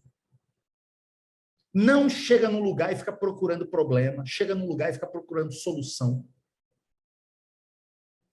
É pontual. E tem coisas, você já ouviu falar no termo contraintuitivo? Contraintuitivo. É uma coisa que é contra o senso comum. As culturas latinas não são pontuais, certo? Dependendo de onde você for, ser pontual pode te causar até um problema, né? A pessoa te convida para um jantar na casa dela às 7 horas da noite. É padrão. O jantar é às 7, mas todo mundo espera que você chegue às 7h30, 8 horas. Às vezes você tem um compromisso, todo mundo atrasa, tem uns 5, 6, 7 minutos de tolerância. É normal. Não, não é normal. Então, essa competência fala disso também. Eu aprendi a duras penas. Aliás, vou contar essa história. Eu sou tido como uma das pessoas mais pontuais que existem. Se eu marcar um compromisso com você e eu não chegar 10 minutos antes desse compromisso, podem começar a ligar na polícia, nos hospitais, porque alguma coisa aconteceu comigo. E eu aprendi isso, sabe como? Com meu pai. Meu pai era militar. Foi militar durante um tempo, depois foi para outro órgão, outra empresa pública. Mas quando meu pai era militar e eu tinha 8 para 9 anos, tinha uma regra em casa, que era 7 horas da noite, todo mundo tomado banho na mesa para jantar. Essa era a regra. E eu segui essa regra. Só que um dia eu falei, eu vou testar essa regra. O jogo de futebol estava tão bom na rua, que na hora que eu sentei na mesa, tomado banho, era 7h05 e já estavam todos jantando. Meu pai olhou para mim e falou, opa, onde você vai? Eu falei, eu vou jantar. Não, hoje você não vai jantar. Você chegou 5 minutos atrasado. Hoje você vai dormir com fome. Pode ir para o seu quarto. Eu queria matar o meu pai naquele dia. Eu quase comi a roupa de cama de tanta fome que eu fui para a cama aquele dia. Alguém aqui quer saber se eu atrasei outro almoço na minha vida? Outra janta na minha vida? Nunca mais eu atrasei. Só que eu aprendi isso, e quando eu cheguei no mercado de trabalho, eu aprendi que isso era um diferencial. Vocês já ouviram um ditado? Em terra de cego, quem tem um olho é rei. Já viram esse ditado? Cuidado com isso, muita atenção a algumas coisas que ninguém faz, que você pode se diferenciar. É uma das habilidades de comprometimento e execução. Tá? Gosto muito dessa competência. Gosto muito, muito, muito, muito da competência chamada confiabilidade. Fala o que faz e faz o que fala. Isabela, se você não puder fazer, não prometa. Se prometeu, faça. Muito importante essa competência. Ética e moral, eu não digo nem que é um diferencial, é ticket para entrar no jogo. Seguir as regras, fazer o que é certo, não se apropriar do que não é seu, não usar o pescoço de ninguém como escada para subir na vida, conquistar as coisas com seu próprio mérito. Flexibilidade, gosto muito dessa competência. Aberta a novas ideias e tal. Então, eu vou colocar aqui no chat, deixa eu interromper o compartilhamento, para eu pegar aqui com vocês. Vou colocar aqui esse, tá lá no meu blog, mas eu vou colocar um link direto, tá? Ele é um link grandinho, porque eu vou copiar aqui, mas copiar link, vou colocar aqui. O que tem no chat agora? Foi. O que é esse que eu acabei de colocar no chat? É um PDF com aquelas 27 competências e as suas respectivas habilidades. Dever de casa para vocês, e na agenda aí, Larissa, Soraya, para vocês poderem usar esse material também, e se algum dia quiserem aprofundar em algum, eu estou à disposição. Leiam. Lá no meu blog, qualquer uma delas que você digitar lá na ferramenta de busca, você vai ter de 5 a 20 artigos sobre elas, com histórias. Eu passei 10 anos, eu fiquei de 2010 até 2019, escrevendo uma vez por semana para alguns jornais e blogs aqui no Brasil. Tem quase 500 artigos sobre esse estudo, sobre essas competências e tal. Histórias, casos de pessoas que se deram mal porque fizeram uma besteira no ambiente de trabalho. Então, tem uma produção ali gigantesca. Está toda lá gratuita para vocês. E lá tem uma ferramenta, não sei se para esse momento agora, tá? Não sei. Aí, Juliana, você está mais próxima e você já passou por esse processo, você discute com a Larissa, com a Soraya, se em algum momento se faz sentido. Mas lá no meu blog tem uma ferramenta que foi criada em 2010. 14 mil pessoas já usaram, 14 mil. Usaram essa ferramenta para fazerem a sua avaliação de competências. Isabela, eu te provoquei aqui que você tem que ser boa na competência A, B ou C. Você fala assim, pô, professor, como é que eu descubro se eu sou boa ou não sou? Tem uma ferramenta para isso. É a avaliação 360 de competências.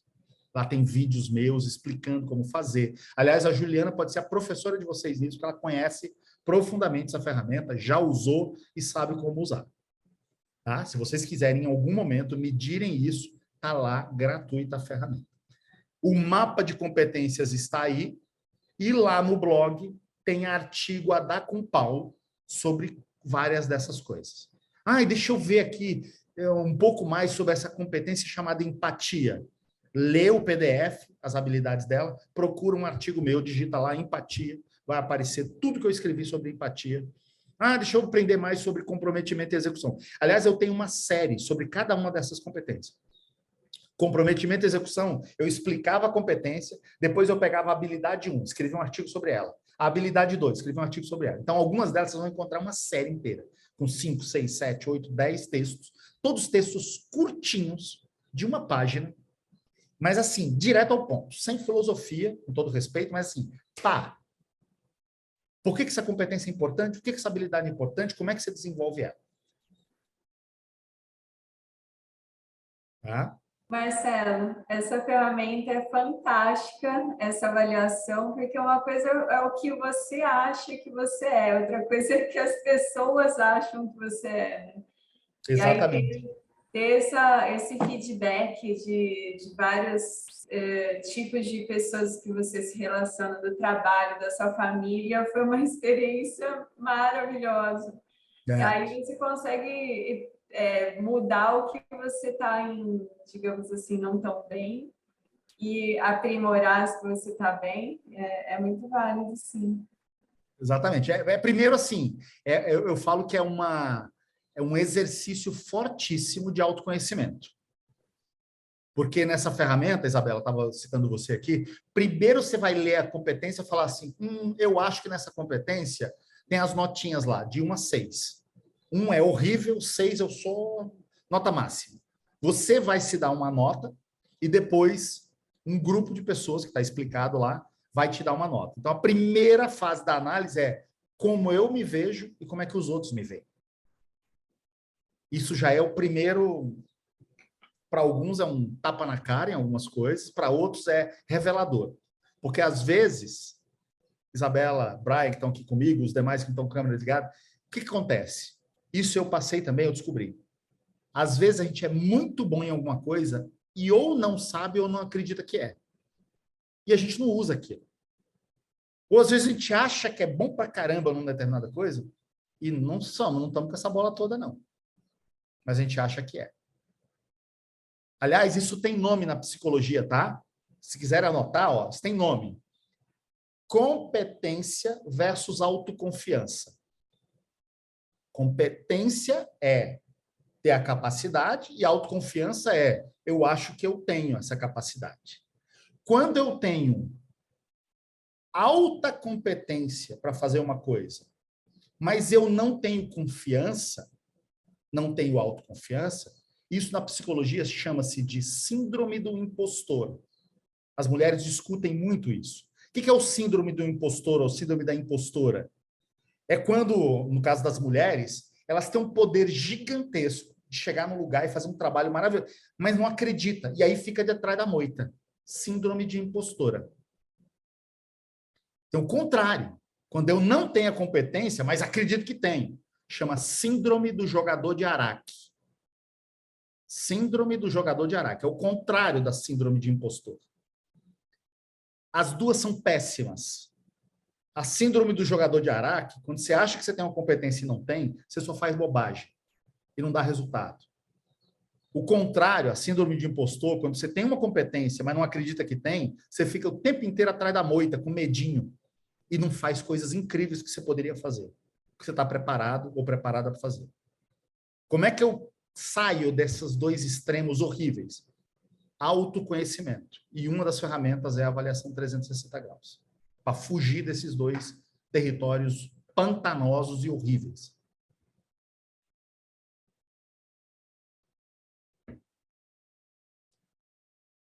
Tem hora que eu falo em sala de aula, assim, eu daria R$1 milhão para saber o que está passando em algumas cabeças.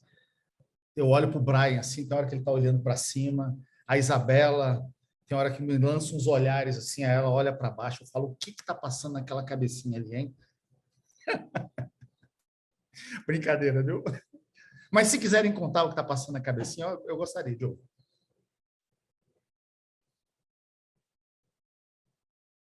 O que mais?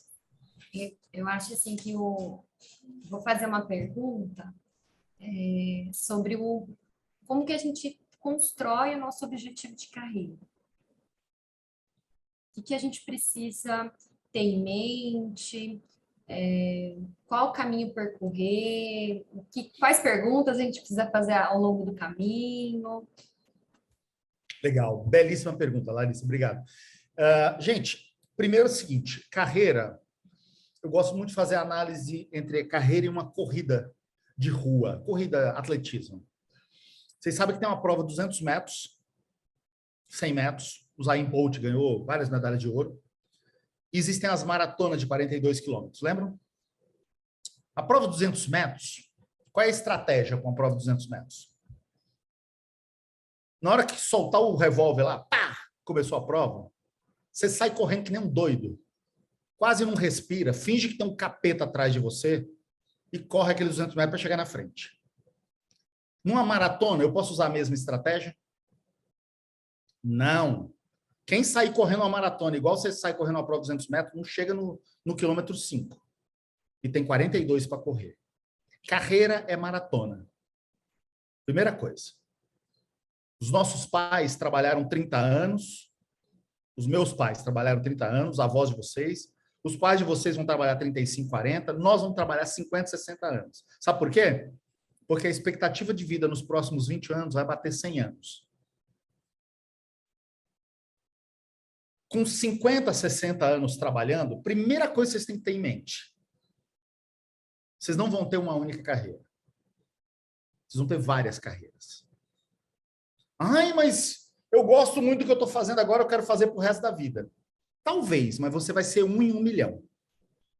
99,9% das pessoas vão ter várias carreiras. Aliás, recentemente também, cito isso em aula, a Juliana deve se lembrar, uma entrevista na EPTV de Campinas, sobre mudança de carreira depois de certa idade. Tenho centenas. Eu fico 2 horas aqui contando casos para vocês.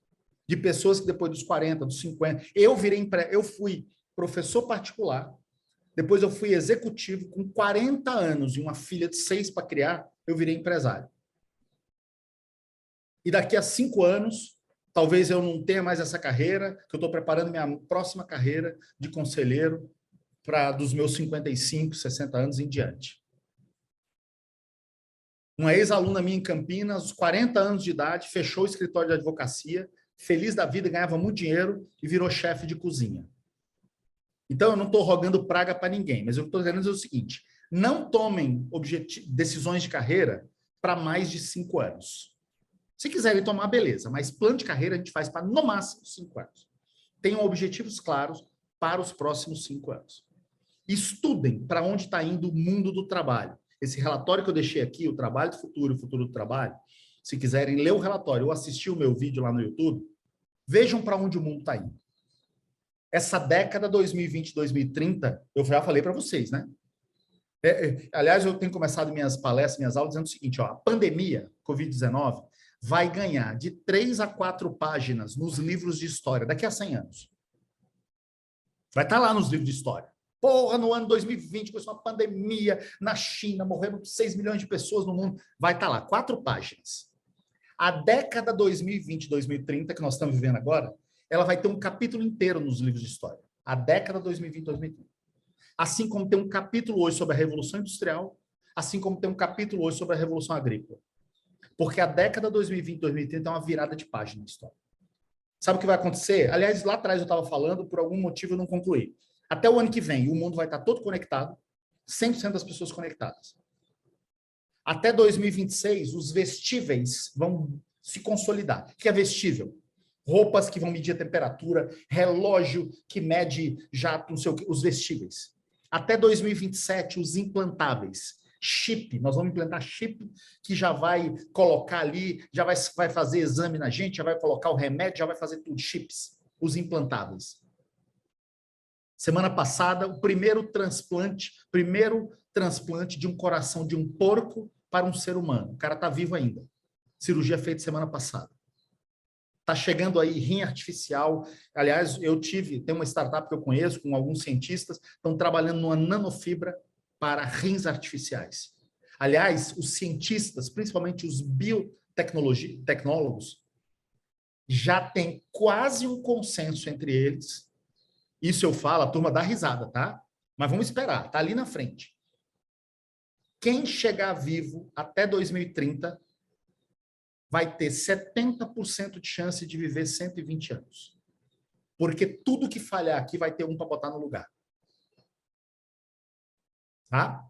Então, vestíveis, implantáveis e até o final da década a chamada singularidade homem-máquina. Já se diz que provavelmente nós somos a última geração de Homo sapiens. Porque a partir de 2030, quando você olhar para uma pessoa e ela tiver com um coração artificial, um olho biônico, ou seja lá o que for, um chip do que for, talvez a gente não possa mais chamar isso de ser humano. Então tem muita coisa por vir. Então, Larissa, respondendo. Primeiro, olhem um pouquinho para o futuro. Leiam esse relatório, assistam esse vídeo. Montem objetivos de curto prazo. E antes de sair atirando para todo lado e fazendo coisas, conheçam suas competências. Agora eu vou, a partir da sua pergunta, Larissa, você deixou a bola quicando, eu vou chutar para o gol. Façam uma avaliação de competências de vocês. Seja essa minha, está lá, gratuita, e a Juliana pode ser a mentora de vocês, porque ela sabe usar a ferramenta, tá? Façam, conheçam quais são suas competências. para ver se elas estão alinhadas. Ah, eu não sei arremessar e meu objetivo de carreira é jogar no Chicago Bulls da NBA. Pô, vai se frustrar, cara. Então, conheça onde você... Quais são suas forças? Quais são suas competências fortes? O que eu posso... O que eu gosto de fazer? Eu não gosto muito do termo vocação, mas o que eu gosto mesmo de fazer? E coloquem naquilo. Preparem um baita de um currículo. Estejam na rede social profissional chamada LinkedIn. Não precisa estar em nenhuma outra, mas lá tem que estar. Preparem um currículo. Se preparem para entrevistas. Tem preparação para entrevista. Tá? Ousem. Estava falando aqui, a Soraya cobrando o vídeo, tem que fazer um vídeo de apresentação. Pô, isso é sensacional. Façam esse vídeo. Tá certo? E não parem de estudar. Não parem de estudar, porque em momentos como esse, de virada de página da história, a gente não pode parar de estudar. O que vocês escrevam outra aí, ó. Tá ficando gravado, tá? Daqui a 8 anos, vocês podem me chamar de volta aqui para a gente ver se eu mereço pedradas ou aplausos. Pode escrever aí. Conhecimento, hoje, tem prazo de validade. Muito em breve, um diploma vai ter no verso prazo de validade, igual tem um pote de margarina e um remédio. Curso que você fez hoje, Isabela, tem prazo de validade. Daqui a 3, dependendo do tema que você estudou hoje, daqui a 2 anos, 5 anos, não serve para nada. Então, não pare de estudar.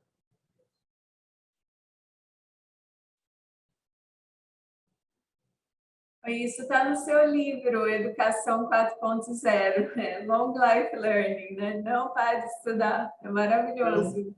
Não pare de estudar. Meio-dia, me digam, foi uma grande perda de tempo ou consegui roubar uns minutinhos? Alguém aqui vai perder uns 10 minutinhos de sono no travesseiro hoje ou não? Eu vou perder mais que isso. Eu acho que eu vou perder uns 10 minutos de sono. Tipo, dá para pensar bastante sobre tudo que você falou e tal. Achei interessante. Principalmente nesse final, tipo, não parar de estudar e tal, que é um bagulho que você falou agora mesmo, que é verdade que o conhecimento em si já tem prazo de validade. Que nem, por exemplo, profissão de médico. É um exemplo grande, tipo, se você parar de estudar, você não vai conseguir fazer uma cirurgia, por exemplo, porque em 2, 3 anos, no momento atual, tipo, já pode mudar a forma de fazer uma cirurgia ou etc, sabe? E isso se aplica a tudo, praticamente.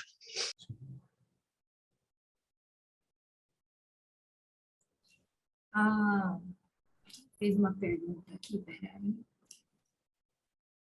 O Richard, você quer que a gente lê, Richard, para você? Eu estou lendo aqui, ó. Marcelo, eu tenho uma pergunta, adoro trabalhar com audiovisual, mas tenho muita dificuldade de como começar na carreira. O Richard, isso vale para você, para qualquer um que tem interesse numa carreira e não sabe por onde começar. Eu já falei aqui, eu gosto de beber na fonte. Talvez a dica mais valiosa. Use as amizades, os contatos que você tem e os que você não tem. Descubra alguém que está mandando bem nessa carreira. Vá na rede social dessa pessoa, diga que você tem interesse na carreira e peça para conversar com a pessoa.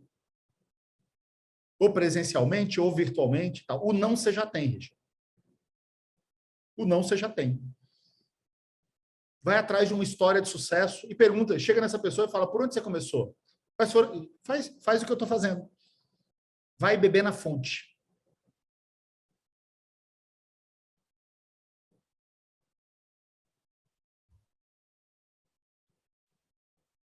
Ó, já tem colega aqui que tem dica para te dar. O Luiz já está interagindo com você. Aí, ó.